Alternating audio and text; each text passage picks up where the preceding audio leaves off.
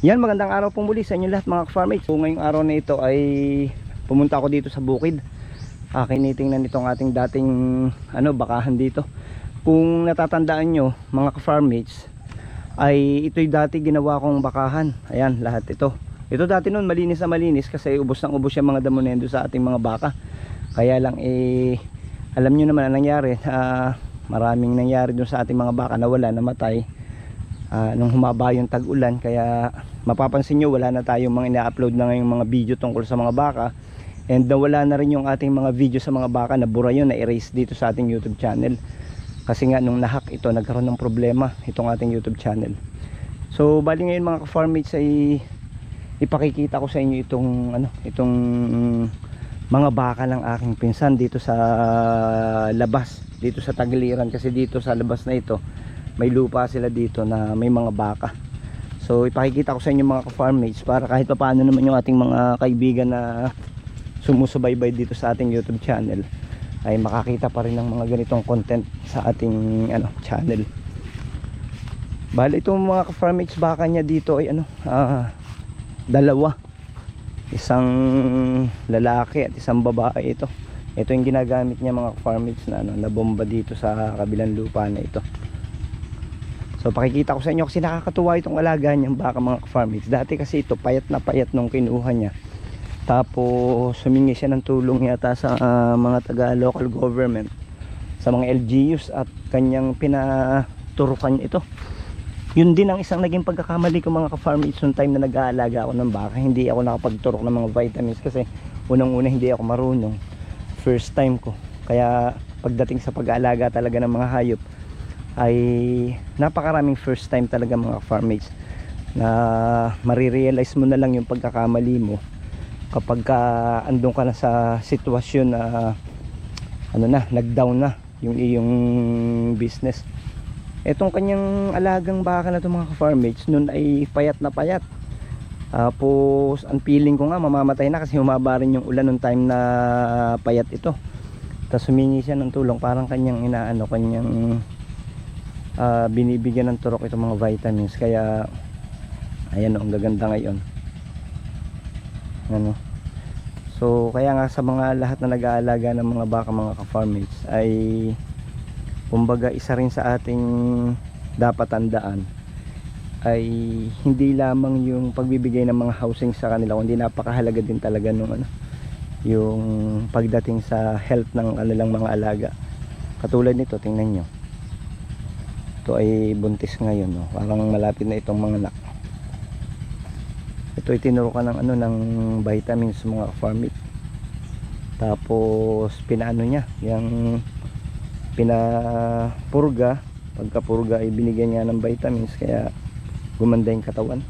Hindi katulad nung nag-aalaga ako, parang takot kasi ako na magbigay ng vitamins at magturok kasi naninipa yung mga baka ko. Kaya nangyari, hindi ko na naalagaan talaga, hindi ko na nabigyan ng vitamins. Etong mga alaga niya mabait, kaya nung pinaturukan niya okay na okay.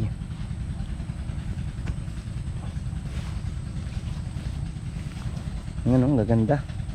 Lapitan natin itong isa mga ka-farmates. Ito yata yung lalaki, kung hindi ako nagkakamali.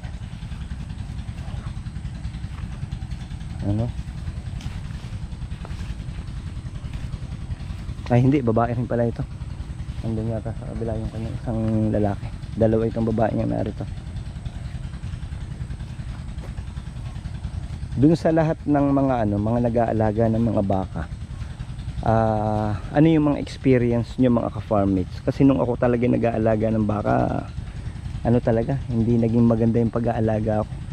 Inaamin ko talaga nagkulang ako when it comes to medicine, saka yung mga vitamins nga.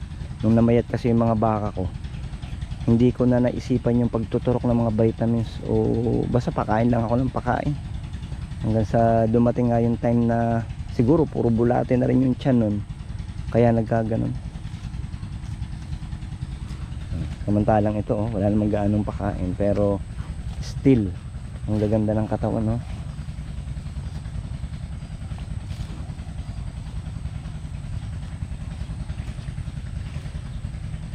Tingnan nyo, mga ilang buwan pa kaya mga ka-farmers ito bago mga anak. Ano, ganda ng tiyan, no? Mukhang mga ilang months na lang ito, mga anak na to, no?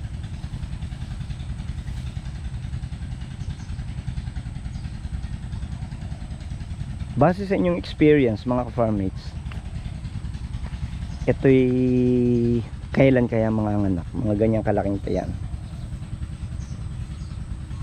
Yan, no? Nakakatuwa itong baka ng pinsan ko mga ka-farmates.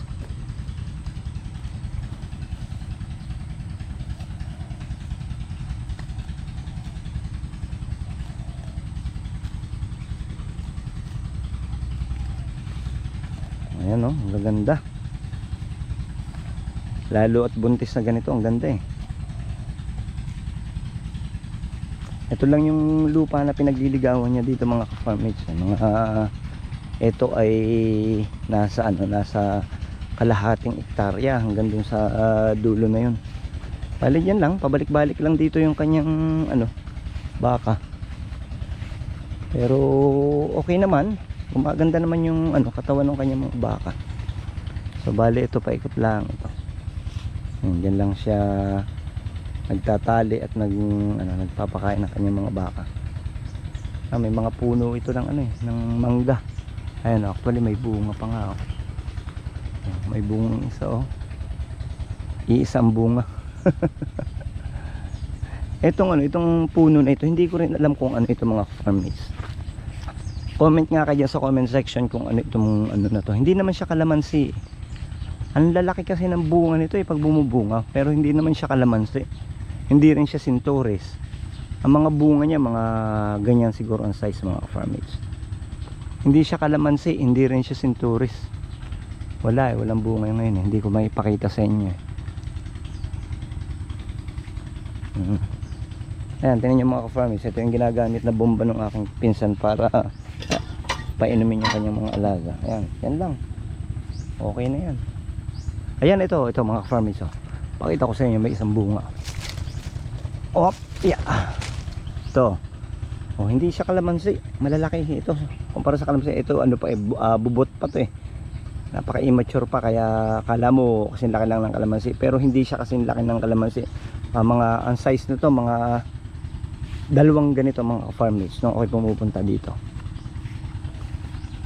Sige, balikan na natin yung baka. Balikan na natin itong baka ni pinsan. Ganda mga farmmates, no? Yan ay sobrang payat dati, pero naalagaan niya ng vitamins. Napakahalaga pala sa baka yung yung ganun, yung vitamins.